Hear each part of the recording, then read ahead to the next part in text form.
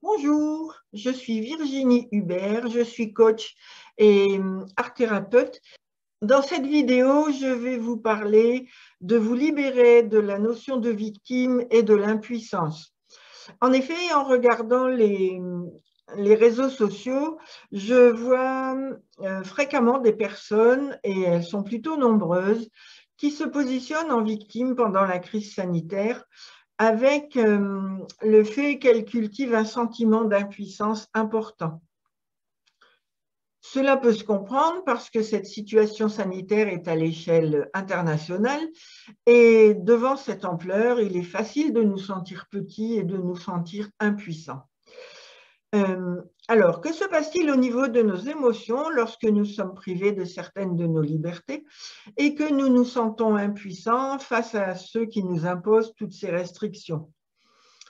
Nous pouvons développer des émotions de colère, de rancœur, de peur, toutes des émotions sombres qui nous pourrissent bien la vie. Alors, quelle est la conséquence de telles émotions sur notre système immunitaire? Eh bien, ces émotions sombres appauvrissent le système immunitaire et donc, avec de telles pensées, non seulement nous remplissons notre vie de toxicité, mais en plus nous appauvrissons nos défenses corporelles. Donc, nous serons plus facilement atteints par des virus qui se promènent. Voilà. Donc, en jugeant et en condamnant ces abus dont vous êtes témoin, vous cristallisez cette notion d'impuissance en vous. Alors, est-ce que c'est agréable? Je ne crois pas. Est-ce que c'est intéressant? Je ne crois pas non plus. Mais comme changer l'extérieur est très difficile puisque le problème, à l'heure d'aujourd'hui, en 2021, est international, je vous propose une alternative. Au lieu de vous sentir impuissant face au système destructeur dans lequel nous vivons, je vous propose de changer votre regard et de porter votre regard sur votre puissance intérieure. Voilà. Laissez tomber tout ce qui se passe à l'extérieur de vous et portez votre regard sur votre puissance intérieure. Tout d'abord, je vous invite, alors c'est la première chose, mais c'est assez important, je vous invite à accepter ces expériences d'impuissance que vous avez pu vivre jusque-là. Il peut s'agir de trahison, de blessures diverses liées à des abus de pouvoir par les uns ou par les autres. Et je vous invite à vous pardonner de n'avoir pas su vous faire respecter à cette époque-là. Vous étiez plus jeune, vous n'aviez pas les moyens de vous affirmer, c'est simplement humain. Donc, acceptez et pardonnez-vous. En vous pardonnant, vous allez commencer à vous libérer de votre positionnement de victime et vous allez entreprendre la guérison de vos parties blessées, insatisfaites ou qui ont peut-être été abusées. Et vous allez vous offrir l'opportunité de passer à autre chose.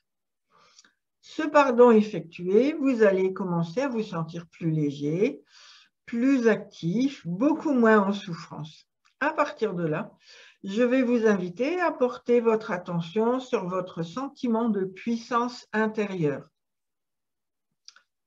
Dans de multiples situations, juste portez votre regard sur des petites situations de la vie quotidienne. Et en focalisant votre attention dessus, vous allez commencer à développer votre puissance interne. Voilà, en fait, tout ce sur quoi nous portons notre attention s'amplifie. Alors, bien évidemment, les émotions qui sont en lien avec elles vont devenir positives, heureuses, voire joyeuses. Donc, tout ça, c'est bon à prendre. Ce qui va influencer très agréablement votre quotidien, bien évidemment. Votre force intérieure va commencer à rayonner et vous allez attirer dans votre sillage des personnes qui recherchent cette force, cette lumière, ces capacités. Vous allez ainsi, juste en étant vous-même et en orientant votre regard sur votre puissance intérieure, montrer la voie à d'autres qui effectueront à leur tour cette expérience. Et devinez ce qui va se passer. Mais tout d'abord, je voudrais vous raconter l'histoire du 100e singe. Je vous la résume. Sur l'île de Koshima, il y a quelques années, des chercheurs effectuaient des expériences avec des singes. Et donc, pour les nourrir, ils jetaient des patates douces qui tombaient dans le sable et les singes allaient manger ces patates douces. Et un jour, il y a une femelle qui a trouvé que manger du sable en même temps que la pomme de terre, c'était un peu désagréable. Et comme il y avait un petit ruisseau à côté, elle est allée laver sa patate et elle a mangé sa patate et c'était bien meilleur sans le sable. Et donc, elle a montré à sa mère ce qu'elle faisait et elle lui a expliqué que c'était meilleur. Et donc, la maman a commencé, elle aussi, à laver ses pommes de terre avant de les manger. Et puis, la maman en a parlé à d'autres singes, et puis qui en ont parlé encore à d'autres, et qui en ont parlé encore à d'autres. Et les chercheurs ont constaté, au bout d'un moment, quand il y a eu une quantité importante de singes qui ont pris la peine de laver leurs pommes de terre, que sur d'autres îles, à d'autres endroits du globe, les singes lavaient leurs patates avant de les manger. C'est le principe de la masse critique.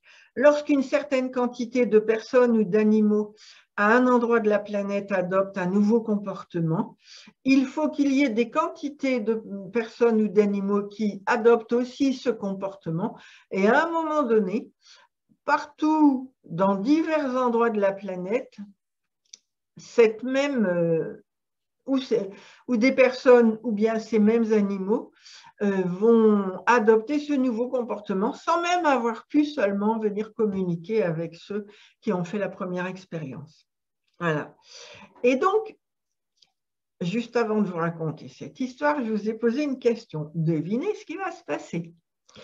Eh bien, l'attitude de bonheur que vous avez développée en orientant votre attention sur votre force intérieure, sur votre puissance intérieure, va rayonner sur d'autres personnes qui vont à leur tour la développer et petit à petit, nous allons voir fleurir une épidémie de bonheur partout sur la planète. Une majorité de personnes auront développé leur force intérieure et les sentiments d'impuissance seront devenus une quantité négligeable dans l'humanité, qui sera essentiellement basée sur le bonheur et la coopération. Voilà, pour arriver à ce résultat, il n'y a pas besoin d'effort. Il suffit juste de choisir le bonheur et de l'observer régulièrement dans la journée. Chaque être humain a la possibilité d'ajouter sa pierre à l'édifice et j'ai vraiment hâte que nous soyons très, très, très nombreux à choisir cette option. Voilà. N'hésitez pas à partager votre expérience de bonheur avec moi. J'adore les belles histoires. Voilà. Eh bien, si vous n'êtes pas encore abonné à ma chaîne, vous pouvez vous abonner en allant sous cette vidéo sur YouTube. Et si vous êtes déjà abonné, au plaisir d'autres expériences, d'autres exercices à faire. Au revoir.